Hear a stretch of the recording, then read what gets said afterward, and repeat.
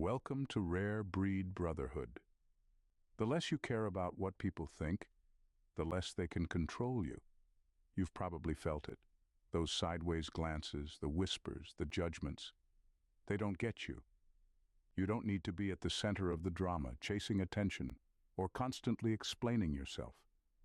You mind your own business, stay focused on your own goals, and let the world around you do its thing. And that's exactly why some people can't stand you. You've always been a bit different. While others are caught up in trying to fit in, to seek validation, or to play by the rules everyone else is following, you don't care about any of that. You've realized something crucial. You don't need anyone else's approval to thrive. This independence, this focus on your own path, makes you a target for those who feel threatened by what they don't understand.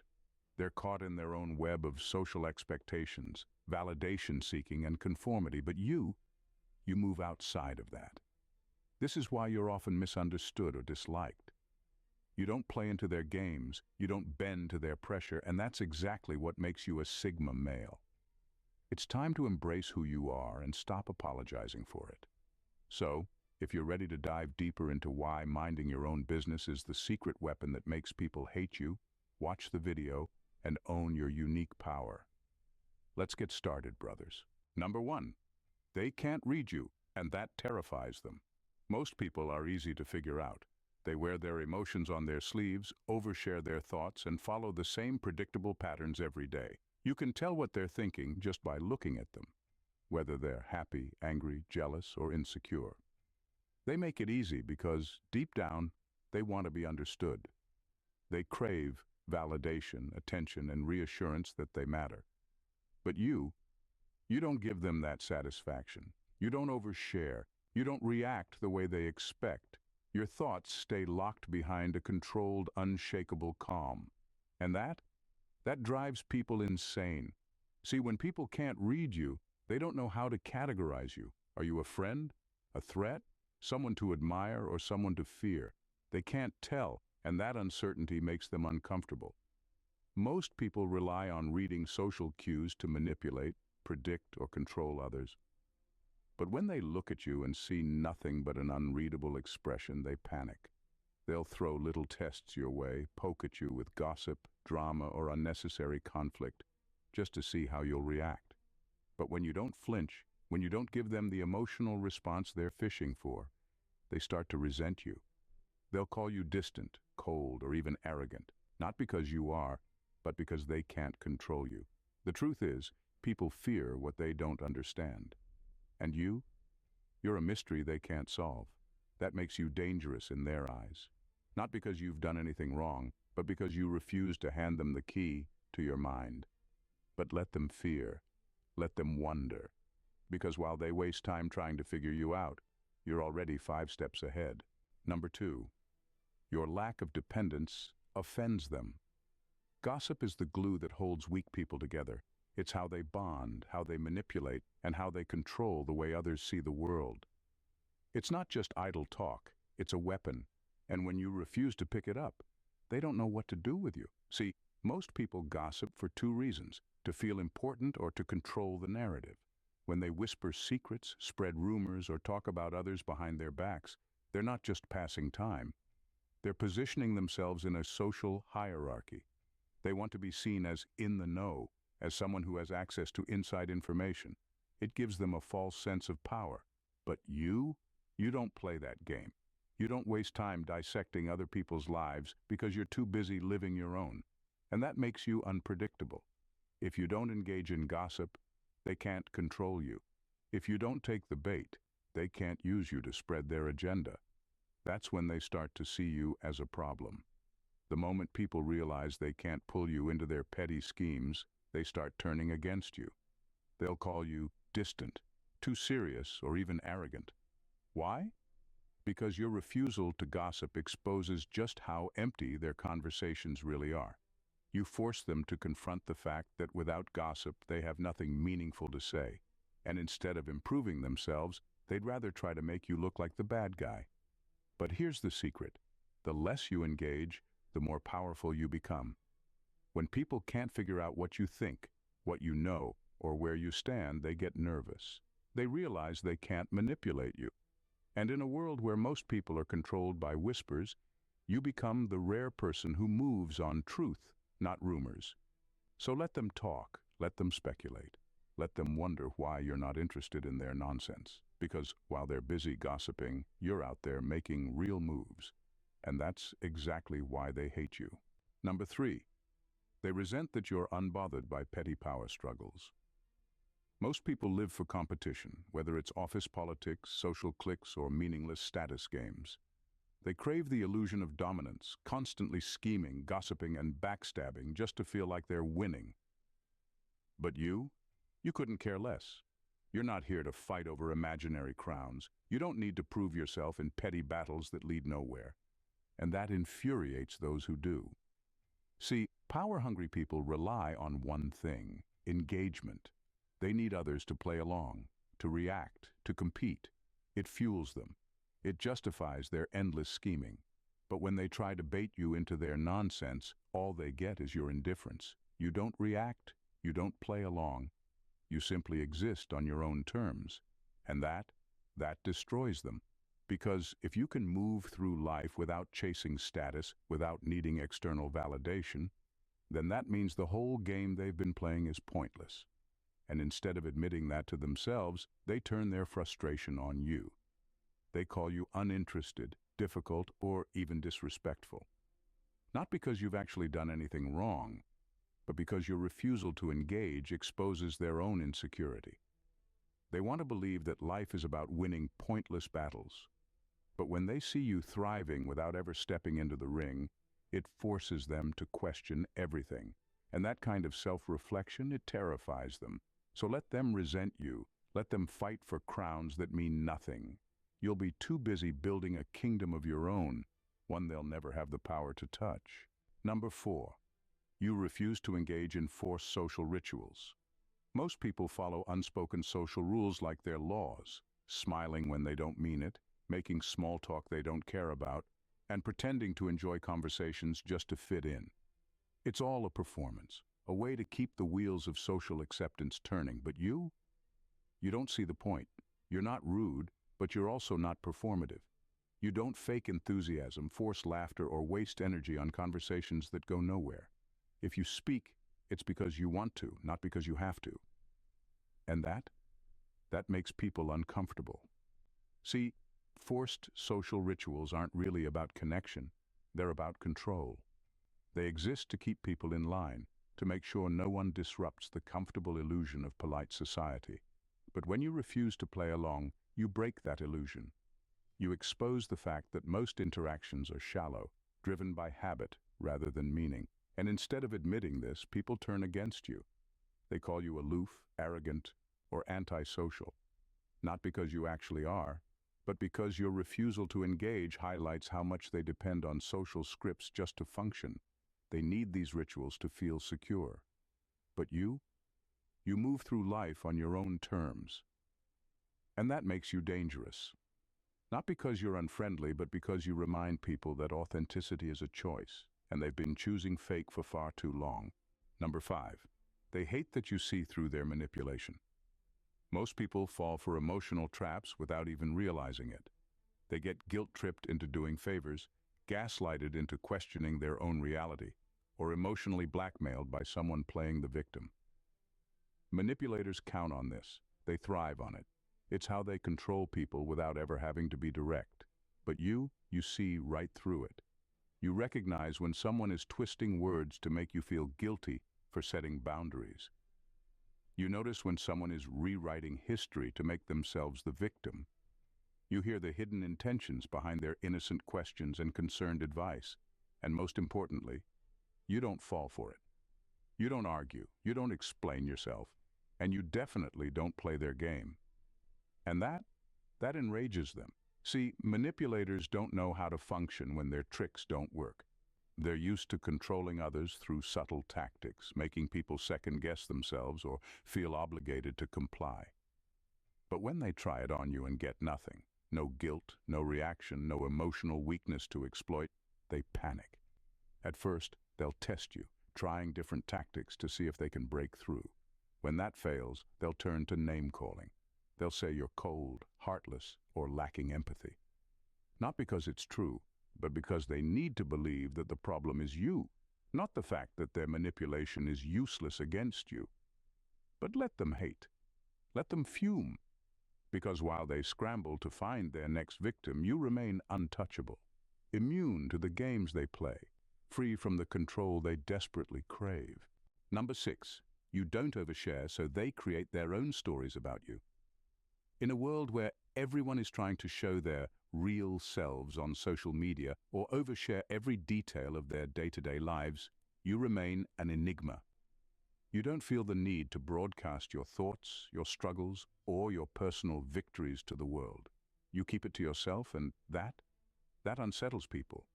See, when you mind your own business and refuse to open up, people feel like they have to fill in the blanks. Without the details, they start constructing their own narratives about you, narratives that are rarely based on reality. They'll assume you're hiding something, make up stories about your life, or even gossip about things they know nothing about, just to make themselves feel like they have some grasp on who you are. But you know what? That's the price of being private. When you don't offer up your life to others on a silver platter, they feel the need to create a version of you that fits into their worldview. Whether it's a rumor about you being standoffish, misunderstood, or mysterious, they can't handle the discomfort of not knowing. So they invent their own truths. And here's the thing, none of it matters to you. You didn't give them anything to work with. And that's exactly how you like it. You don't need validation, you don't need gossip, and you don't need their distorted versions of who you are. You live on your own terms and let them spin whatever stories they want. The irony is, the more they create their own narratives about you, the less they actually know. And the more you stay quiet, the more your mystery grows, leaving them scrambling for a truth they'll never uncover. Number 7, they can't handle that you're free from social expectations. In a world that thrives on conformity, you stand as a reminder that freedom doesn't need a crowd to exist. Most people spend their lives chasing validation, looking for likes, approval, or confirmation that they fit in with what society expects of them. They tailor their lives, their choices, even their opinions to meet the standards that others set. But you refuse to play that game. You don't need to blend in. You don't need to follow the trends, mimic the latest fads, or get a stamp of approval from anyone. The pressure to fit a mold has never been part of your identity. You don't seek validation, and you certainly don't conform to group expectations. Your authenticity is non-negotiable, and that is deeply unsettling for many. See, when you refuse to be boxed in by social norms, it challenges everything people have been taught to accept as normal. It makes them confront the truth, that they too could be free.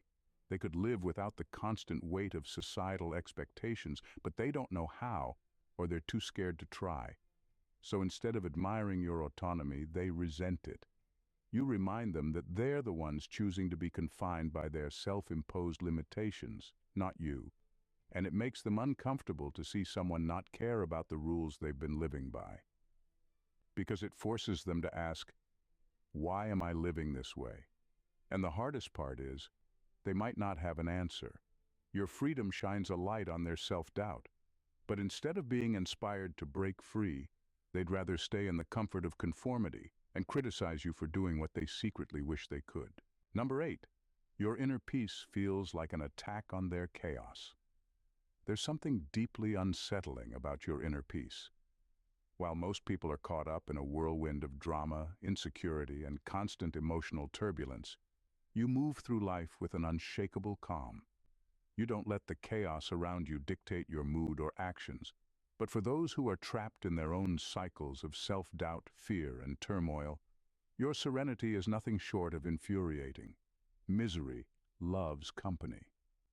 People who thrive on drama and conflict seek others who will mirror their chaos. It gives them a sense of belonging, a reassurance that they're not the only ones lost in the storm. But when you refuse to be swept up by their emotional whirlwinds, you become a glaring reminder of everything they are not. They want you to be distracted. They want you to react, to get caught up in their conflicts, to be dragged into their mess. But when you stand firm in your peace, refusing to engage in their petty struggles or emotional breakdowns, it feels like an attack. It's as if your calmness exposes their inability to find peace within themselves. And instead of being inspired by your steadiness, they despise you for it. Your peace makes them uncomfortable because it forces them to confront the noise in their own life. It shows them that it is possible to rise above the drama, to create space for inner tranquility. But they can't or won't do the work to get there. So they direct their frustration toward you. Your calm disrupts their chaos, and they hate you for it. The truth is, your inner peace is a mirror they don't want to look into. It reflects the quiet strength they lack, and that's a threat they can't handle. Number 9. They can't manipulate you through gossip. Gossip is the glue that holds weak people together. It's how they bond, how they manipulate, and how they control the way others see the world. It's not just idle talk, it's a weapon. And when you refuse to pick it up, they don't know what to do with you. See, most people gossip for two reasons: to feel important or to control the narrative.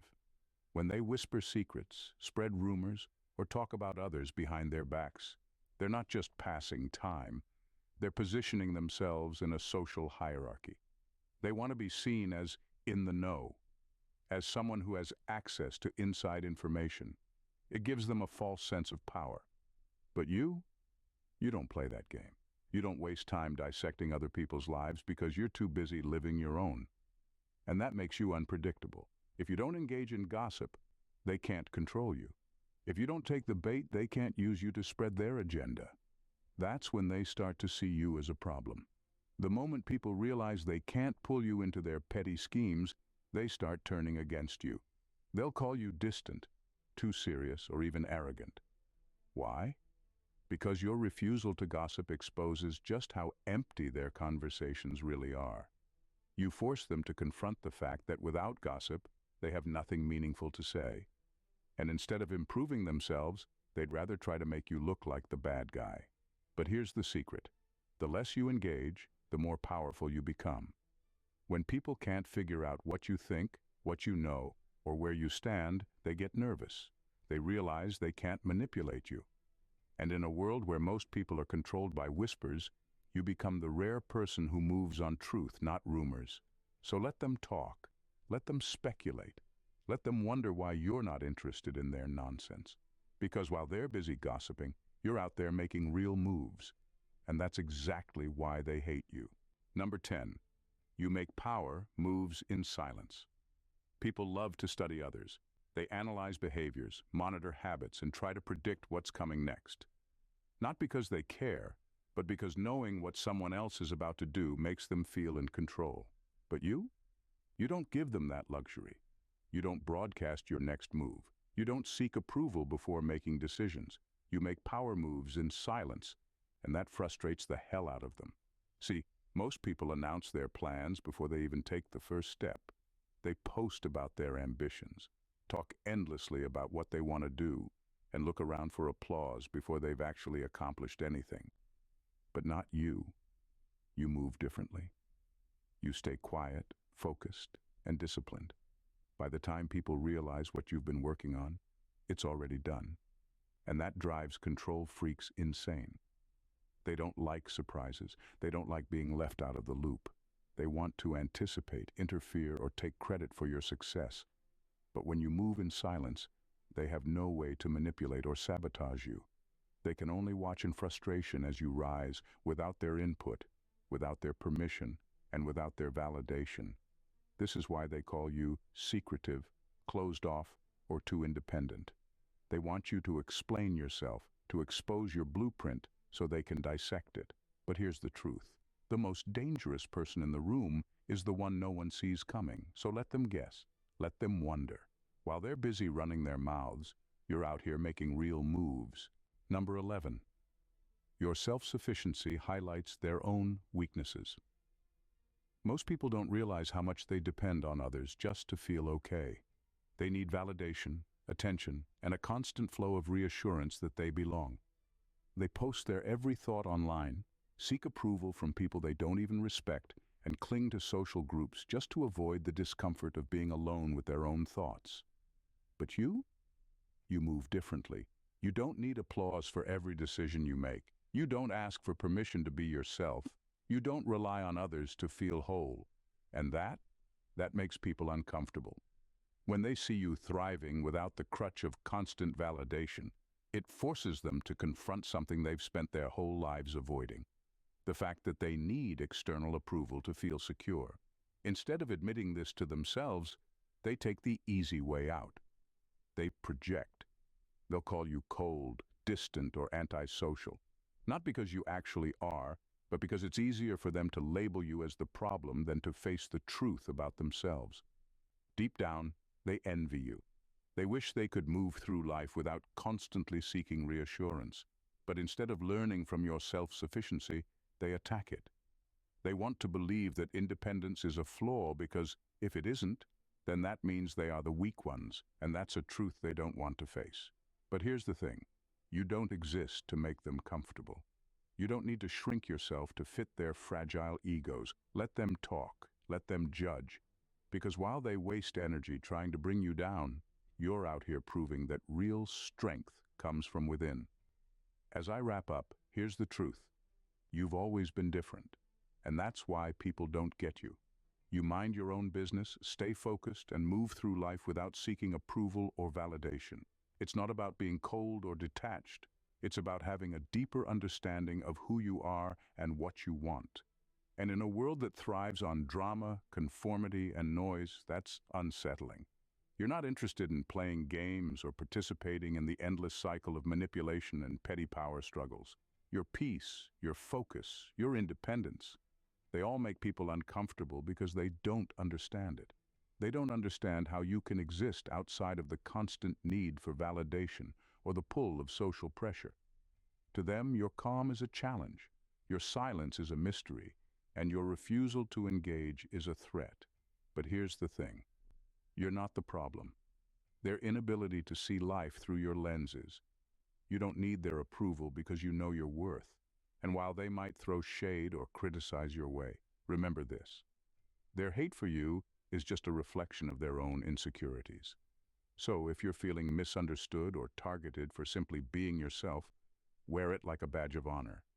You're not here to conform, please, or fit into anyone else's idea of what you should be.